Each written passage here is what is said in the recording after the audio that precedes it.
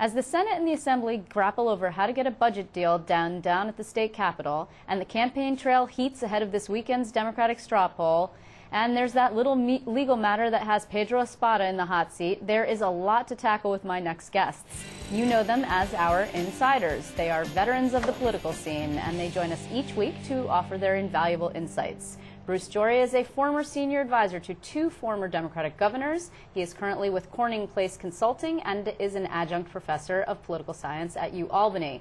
Across the table is Dave Catalfamo. He served as communications director under former Governor George Pataki. He is now a partner at Capital Public Strategies. Gentlemen, start your engines. Good evening. Good evening. Good evening. Okay, so let's start with the Capitol today. It was kind of a madhouse. I don't know, you've both spent, how many years for you at the Capitol? 29. And you? 15-ish. Okay. Have you seen this kind of thing before? No. Screaming people, No. Finance committee? No. No. No. So what's going on? I think it's a continuation of what's been going on. A couple things. One is obviously chaos in the Senate with respect to fractured leadership, factions, and whatnot, and a very difficult budget, as well as the fact that the governor tells the Wall Street Journal that he has basically no power to affect the process. So Well, he's not smart, right, when you're trying to get a deal done. Exactly. So there's chaos, and candidly, somewhat of a lack of leadership all around, and that's what happens. I've never seen it before, and it's quite sad. When the decorum of the place breaks down, and you're not even going to show civility to people on the other side of the aisle, it's a sad day. And another bit of corruption comes in, somebody else using state resources and state employees to take care of family business, and when confronted on it, the person in question, who was a terrific public servant to everybody who worked with him, I worked with him, said, and they said, "Isn't this just like Alan Hevesy?" The response was, "I never saw anything wrong with that." Well, there was something wrong with that. It's a sad day. Well, he pleaded guilty to a felony, Yes, so there was did. certainly something wrong. Absolutely. Though, I have to think, both of you guys were actually around. This predates me, but wasn't there an incident in the Senate where, like, some punches were thrown? I mean, there has certainly been, politics is heated, right? And so people get upset. It's a contest. It's a blood sport. Yep. But maybe not as consistently as we've seen it here.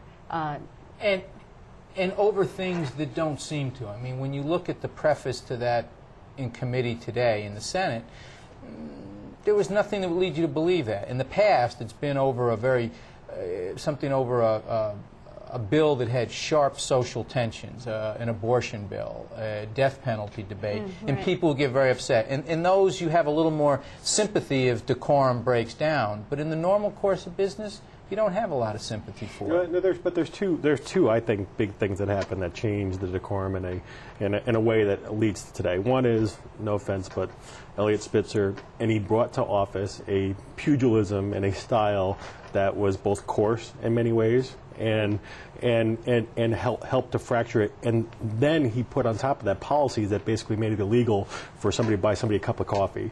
And so those two things together have made it so that people can't come together in social settings anymore to exchange ideas or in a way that, candidly, yes, I will say it, that lobbyists often brought together. Oh my good God, it's a horrible world.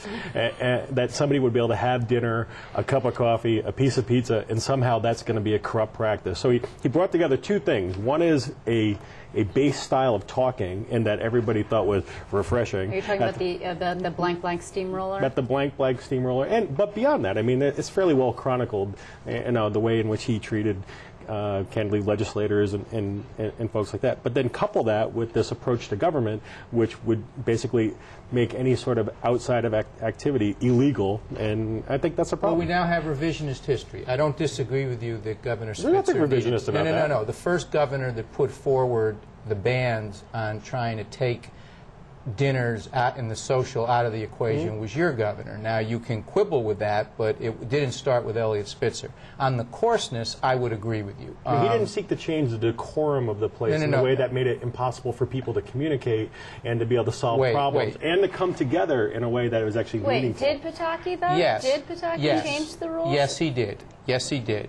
Probably. Yes, he did. So I mean, Probably we signed a bunch of freedom of information law changes. I'm sure we did stuff on lobbying reform and whatnot. Again, but there's one thing to have laws that are in place with respect to disclosure and the way that you should behave. There's another to criminalize it and to act like it's a bigger problem than it is. And that sort of breakdown of a civic and civil environment between legislators and between people who do government for a living has helped to erode a culture where people don't have a reason to get together anymore let me go and back. learn about each other. When I started 29, I don't want to get into a real tiff on that. No, you do, but 29 years ago, when I first came here, Democrats and Republicans socialized That's together. true. Yes. There were dinner groups and they 5 cross-fertilized. years ago. And they'd block and tackle on legislation during the day, cross swords, whatever your analogy. But then in the evening hours, they would socialize. There were friendships. And that started before Spitzer. The real breakdown there, and it wasn't your governor's fault, but the real breakdown was when your governor went against the kind of middle-of-the-road consensus in his early fiscal policies, in that harsh break with the Assembly, and the Assembly leadership tended to push people on opposite ends. I don't fault you for that, because George Pataki was a very civil, decent, reasoned, reasonable, amiable guy who never took anything personally that I can remember. But he moderated those things. positions. I mean, In his third term, yes. Well, even in the second term, Along the because he way. had to get reelected. I mean, towards the end of the first. Yes. But you know, it's interesting because you still see. I agree with you in terms of the sentiment issue, because you do see this really kind of stunning newspaper article that came out. I guess it came out Sunday, in which Spitzer really went to town on Andrew Cuomo, and you can see the anger that he has in not being able to affect change anymore, not being elected. He didn't affect change when he was a governor. No offense. That's true. But and then also there's this documentary that we see now, and so what's interesting about this sort of resurrection about him is, don't you think that the focus has been on the prostitution angle, and the focus has not been on the fact that he had difficulty governing to begin with? I will say, I think for people who work with the executive, your orientation tends to be more executive versus legislative than Republican versus Democrat. I'll be very candid about that.